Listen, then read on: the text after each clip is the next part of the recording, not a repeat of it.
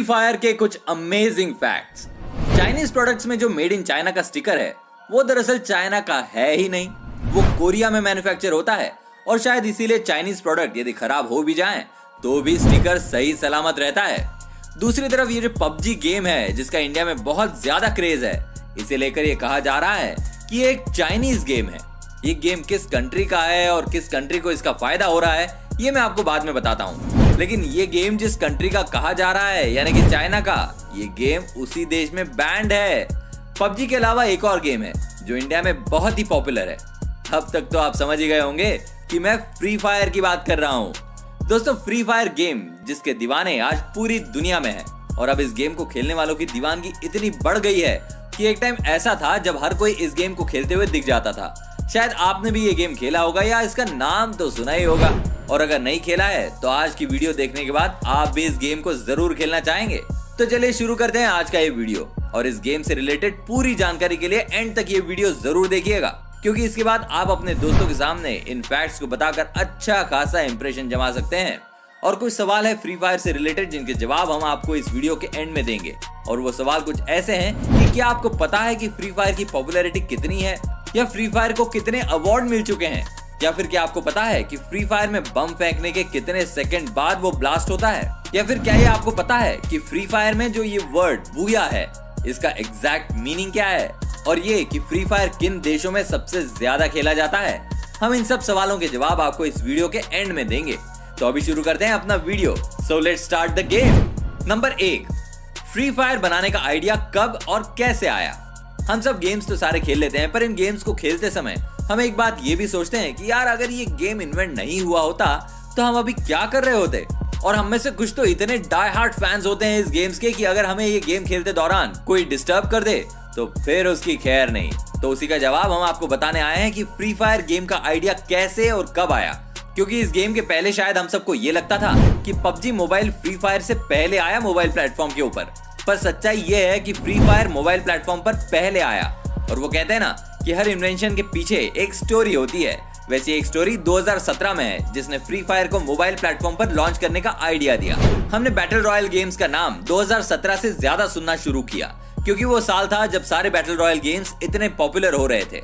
हम में से मोस्टली लोग जानते होंगे कि बैटल रॉयल गेम्स का क्या मतलब है, तो जो लोग नहीं जानते तो उन्हें हम बता दें कि बैटल रॉयल एक online multiplier video game genre है जिसमें गेम प्लेयर को एंड तक सरवाइव करना पड़ता है, और जो भी प्लेयर एंड तक सरवाइव कर लेता है वो विनर होता है गेम का। बैटल रॉयल गेम का नाम 2000 में आई हुई एक मूवी जिसका नाम भी बैटल रॉयल ही था वहां से लिया गया है, और ये मूवी भी एक नॉवेल पर बेस्ड थी जिसका नाम भी बैटल रॉयल ही था। तो आई होप अब आप सबको क्लियर हो गया होगा कि बैटल रॉयल का मतलब क्या होता है। 23 मार्च 2017 को प्लेयर्स अननोन बैटलग्राउंड का पीसी वर्जन रिलीज हुआ था, जिसको हम लोग पबजी के नाम से जानते हैं, जिसने बैटलग्राउंड गेम्स की दुनिया में तहलका मचा दिया था। और उसके बाद से हर एक ऑनलाइन गेमर की जुबान पर बस एक ही नाम था, वो था पबजी का। इस गेम चेंजिंग सिचुएशन को देखते हुए गैरेना कंपनी के फाउंडर फॉरेस्ट ली के दिमाग में एक आइडिया आया। उन्होंने सोचा कि ये पीसी पर खेलने वाला गेम है, क्यों ना इसी टाइप का एक गेम मोबाइल प्लेटफॉर्म के लिए बनाया जाए, क्योंकि पीसी के कंपैरिजन में मोबाइल तो सब लोगों के पास होता है, और उस समय तक मोबाइल पर कोई भी बैटल रॉयल गेम नहीं था।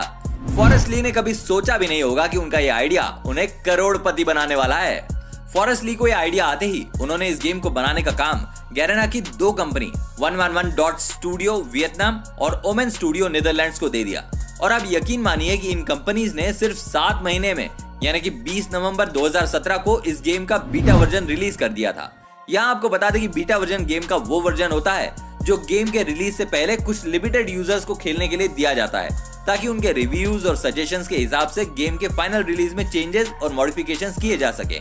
फ्री फायर फाइनली रिलीज हुआ 4 दिसंबर 2017 को, और पबजी का मोबाइल वर्जन आया था फरवरी 2018, जो कि फ्री फायर के रिलीज होने के 2 महीने बाद की डेट थी।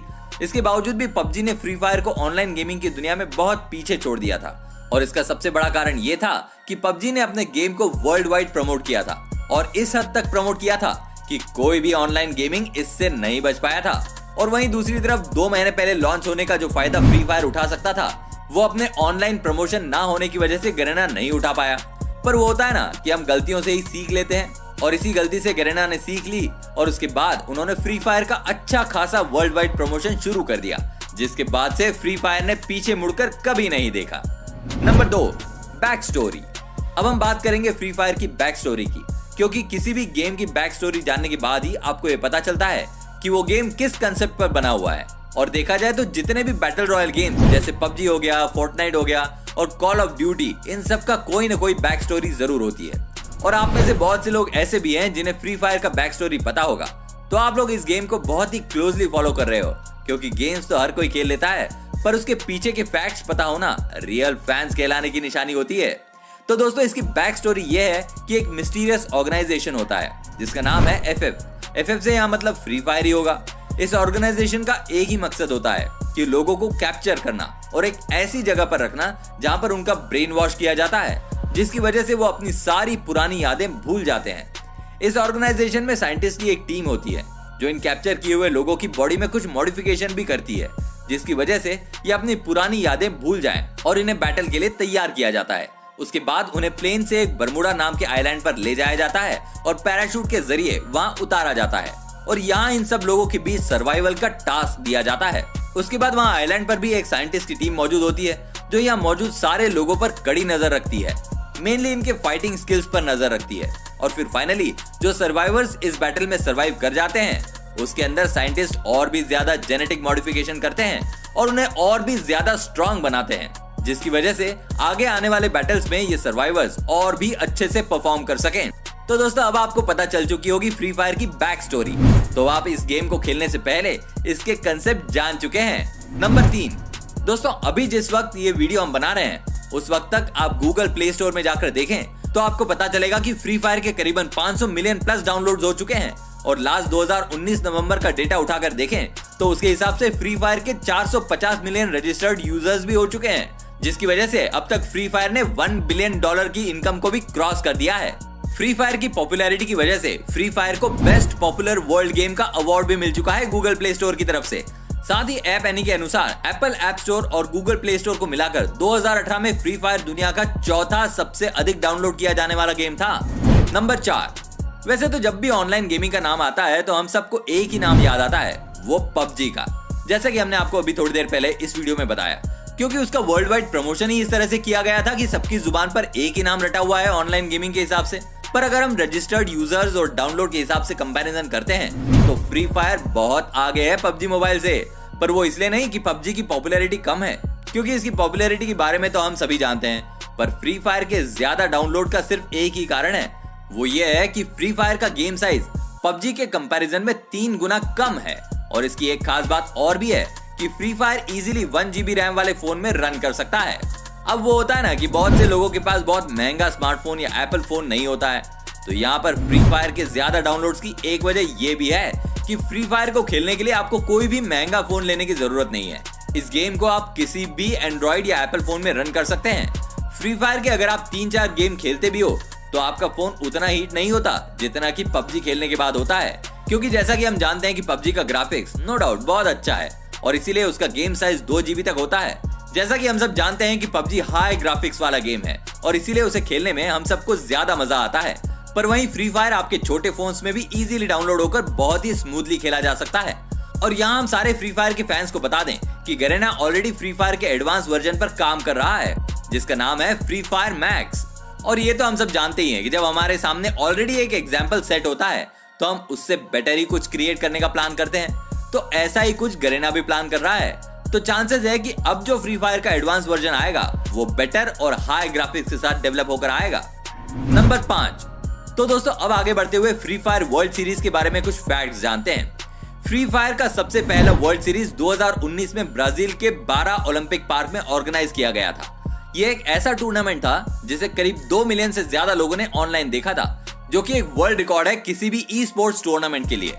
इस टूर्नामेंट के विनर थे ब्राजीलियन टीम, जिनका नाम है कोरिंथियंस। मतलब ये कहा जा सकता है कि ये टूर्नामेंट ब्राजील में ही ऑर्गेनाइज हुई और इस टूर्नामेंट को होम टीम ने ही जीत लिया था। है ना कमाल की बात। अब इस टूर्नामेंट के सक्सेस को देखते हुए गरेना ने immediately free fire champions cup 2020 का अनाउंसमेंट कर दिया था, जो कि इंडोनेशिया में होने वाला था अप्रैल 2020 को। बट कोरोना के चलते इस टूर्नामेंट को पोस्टपोन कर दिया गया। पर बाद में अभी लेटेस्ट न्यूज के हिसाब से इस टूर्नामेंट को कैंसिल कर दिया गया है, जो कि फ्री फायर के फैंस के लिए एक बुरी खबर है।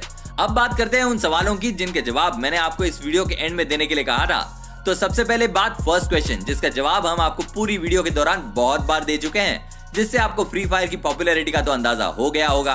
अब बात करते हैं सेकंड क्वेश्चन की। तो उसमें हमने आपसे पूछा था कि बॉम्ब थ्रो करने के कितने सेकंड बाद वो ब्लास्ट होता है। तो उसका जवाब है 4.5 सेकंड के बाद। यानी कि आप बॉम्ब गेम में कहीं भी थ्रो करो, या तो जमीन पर या हवा में, बॉम्ब थ्रो करने के एग्जैक्ट 4.5 सेकंड बाद ब्लास्ट हो जाएगा। और हमारा थर्ड क्वेश्चन था कि बूया, इस वर्ड का एग्जैक्ट मीनिंग क्या होता है। तो इसका जवाब है बूया का मतलब होता है हैप्पीनेस, जॉय, एक्साइटमेंट। और अगर आप इस वर्ड को गूगल करेंगे तो वहां पर आपको इसका एग्जैक्ट मीनिंग जो मिलेगा वो ये है कि word used to express joy especially over a well played और विक्टोरियस मोमेंट इन स्पोर्ट। इसका क्लियर मतलब यह है कि जॉय को एक्सप्रेस करने के लिए या आपने किसी भी खेल में शानदार प्रदर्शन के बाद जीत हासिल की हो, तब इस शब्द का प्रयोग किया जाता है। और हमारा आखिरी क्वेश्चन ये था कि फ्री फायर किन कंट्रीज में सबसे ज्यादा खेला जाता है। तो इसका जवाब है ब्राजील, इंडिया और इंडोनेशिया। इन 3 देशों में फ्री फायर सबसे ज्यादा खेला जाता है। तो दोस्तों, जितनी भी जानकारी हम लोगों के पास थी फ्री फायर के बारे में, हमने वो सब आपके साथ शेयर करने की पूरी कोशिश की है।